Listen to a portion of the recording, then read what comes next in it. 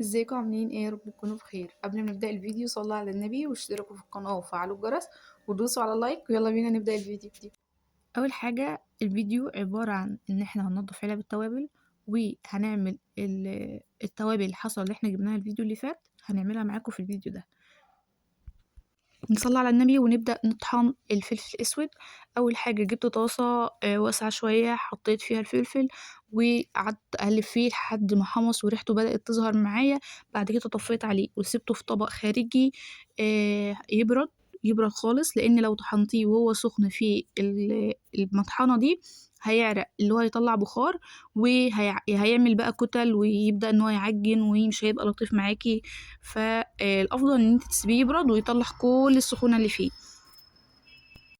ولو طحنتيه هتخليه متوسط، اللي هو لا خشن جدا ولا ناعم جدا، فحاجة متوسطة كده بالمنظر اللي انتوا شايفينه ده. بالنسبة لي ده افضل حاجة. بعد كده بقى هنقل على الكمون. برضو جبت الكمون حصى وبنطحنوه في البيت زي الفلفل الاسود. بفضل ان احنا نطحنوه في البيت لان بيكون مركون عند العطار، فريحة الحاجة ما بتبقاش موجودة فيها. جربي اطحني الحاجة حصى في البيت هتلاقي ريحتها حلوة جدا وبتدي للاكل ريحة. بعد كده حمصنا الكمون زي الفلفل الاسود بالظبط وسبناه يبرد بالظبط زي الفلفل. بعد كده بقت بالشكل ده. ده الكمون. كنا جايبين كمية ربع فلفل اسود وربع كمون. نسينا نجيب كزبرة ناشفة والحاجات دي كلها. التوابل اللي هي الناشفة اللي انا هوريها لكم كمان شوية كانت ب20 جنيه. عملت لنا كمية كويسة جدا، قسمتها على مرتين. ده شكل الكمون وشكل الفلفل الاسود بعد ما اتطحنوا، وبرضو الاتنين نفس الماتريال بتاعة الطحن. الفرق ان الكمون بيبقى ناعم شوية. وهبدأ بقى ان انا امسح كل الحاجات اللي وقعت مني وانا بفضيها. وهنيجي بقى على التوابل الناشفة دي. هي مش محتاجة تحمصيها خالص لان هي كده كده ناشفة. كنت خايفة اصلا انها متطحنش معايا لان كان فيها قرفة وكان فيها زنجبيل. كان فيها حاجات كتيرة قوي ممكن متطحنش معايا، بس انا كسرت القرفة. والورق ده هبدأ ان انا احطه. كنت بحط الحاجة كده عشان اعرف ايه الحاجة اللي موجودة معايا في الكبة سليمة ومتكسرة، وعارفة الكمية هتبقى قد ايه متساوية، لأن الكمية لو جيت طحنتها فهلاقيها كتير. فأنا طحنتها على مرتين، قسمت الكيس على مرتين. مرة لما الكمية تخلص وبعد كده مرة تانية اللي هي المرة اللي احنا عملناها.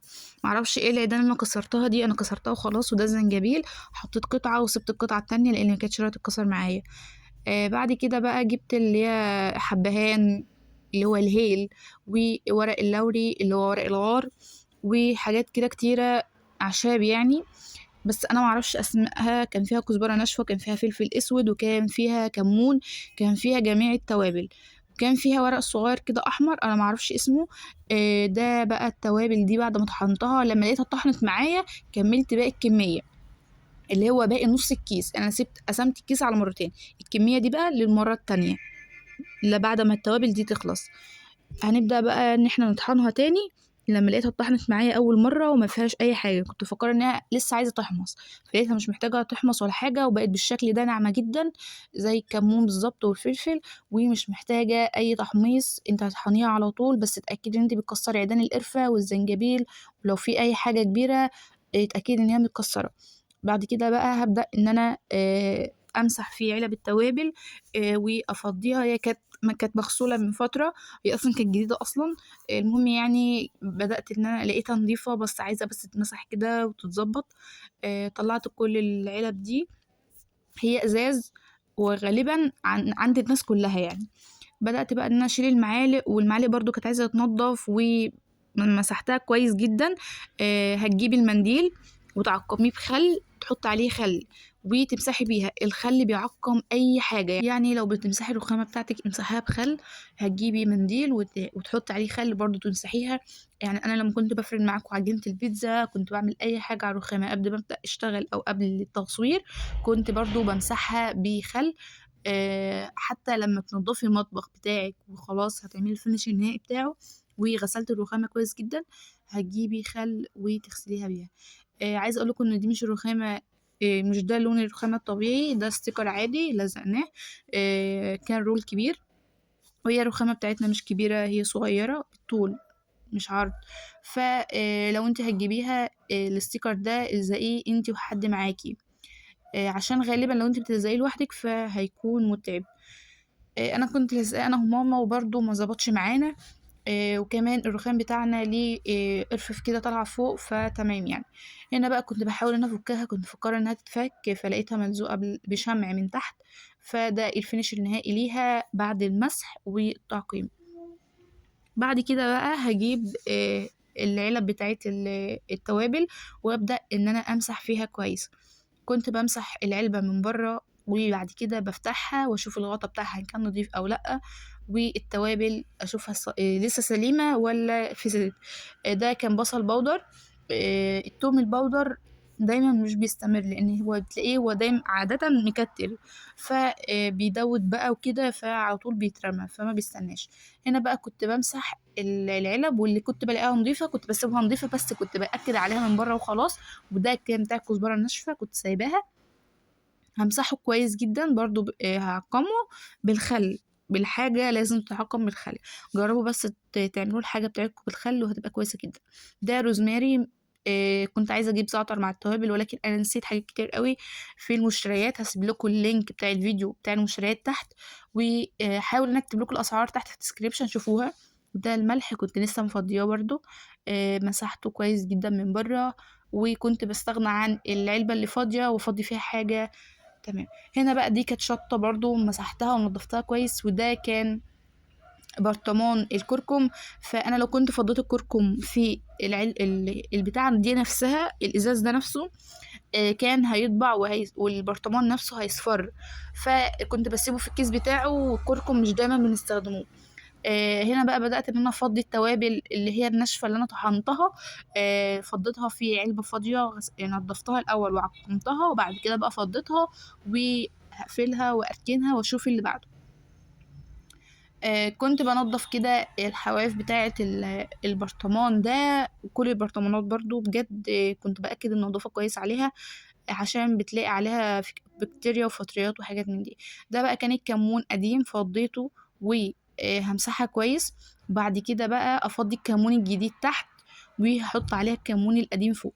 هتلاقوا فرق في الألوان بس الإضاءة اللي مبوظة شوية، هو نفس درجة الطحن بتاعة الكمون ولكن الإضاءة مش موضحة. الفيديوهات اللي جاية هتلاقوا ضبط نوعا ما في زوايا التصوير والإضاءة وكل حاجة، بس هو المطبخ ضيق فعامة الرينج لايت طبعا فاهمكم انها بايظة فكل شوية بتقع، فأنا مصلباها فلما ظبطتها لقيتها واخدة زوايا كبيرة والمطبخ ضيق، فأنا بحاول على قد ما أقدر إن أنا أظبط لكم زوايا التصوير. فيعني ما تنسوش بس تعملوا لايك واشتراك وتشاركوا فيديوهات كده وتوصلونا لعدد من الاشتراكات واللايكات وهتلاقوا فيديوهات بكواليتي عالية. بعد كده بقى بدأت ان انا امسح مكان الحاجة اللي بتقع في كل مرة. هنا جبت برطمان الفلفل الاسود وهبدأ بقى ان انا امسحه كويس جدا وافضي فيه الفلفل الاسود. انت لو جبت الحاجات حصى وطحنتها في بيتك هتلاقي ريحتها كويسة لسه ومديها طعم للأكل ومحافظة على ريحتها ان هو ده فلفل اسود معروف. انما انت لو جبتيه مطحون اصلا هتلاحظ الفرق ان الحاجه اللي انت طحناها في بيتك والحاجه اللي انت جايباها بره من بره هتلاقي ريحتها قليله، يعني مش الريحه اللي انت عايزاها. بجد كانت ريحته حلوه جدا وكنت كل شويه اعطس فتمام يعني. هنا بقى لميت كل الاطباق دي وخلاص انا ما عودتش هفضي حاجه. ده كانت بابريكا برضه نسيت اجيبها من ضمن الكزبره الناشفه. وده توابل فراخ مشوية حلوة جدا بتساعد برضو على الطعم مع الصويا ودبس الرمان والحاجات دي برضو. وكده بقى مسحت المعالق ونضفتها وبعد كده بقى هبدأ ان انا احط العلب دي كلها مكانها. الكمون فلفل اسود وده التوابل اللي احنا طحناها مع بعض و بابدأ بقى إن أنا أحط كل واحدة في مكانها، يعني الأولويات باحطها فوق عشان عند السحب أسحب براحتي. إحنا مش حاطينها على الرخامة كده وسايبينها، لأ إحنا حاطينها فوق في رف من المطبخ وأما بنحتاجها بنسحب منها عشان البخار ما يبوظهاش. هاحط بقى المعالق كلها في مكانها وده الشكل النهائي بتاعها بعد ما مسحتها وعقمتها كويس جدًا ومسحت كل علب التوابل اتأكدت إنها كويسة خالص. بس ده فيديو النهاردة حاولت ان انا اعمل لكم فيديو مختلف شوية عن الطبخ وروتين كده كويس في المطبخ، وهحاول برضو الفيديوهات الجايه إن اوريكم روتين مختلف تماما. وده كان الفاينل لوك بتاعها زي ما بيقولوا. وبس ده فيديو النهارده، ما تنسوش تعملوا لايك واشتراك وتشاركوا الفيديو في كل مكان، وتدوسوا على لايك وتفعلوا الجرس عشان يوصلوا كل الفيديوهات اللي انا بنزلها. وان شاء الله هحاول انزل لكم فيديوهات في ميعادها، واشوفكم في رعاية الله الفيديو اللي جاي.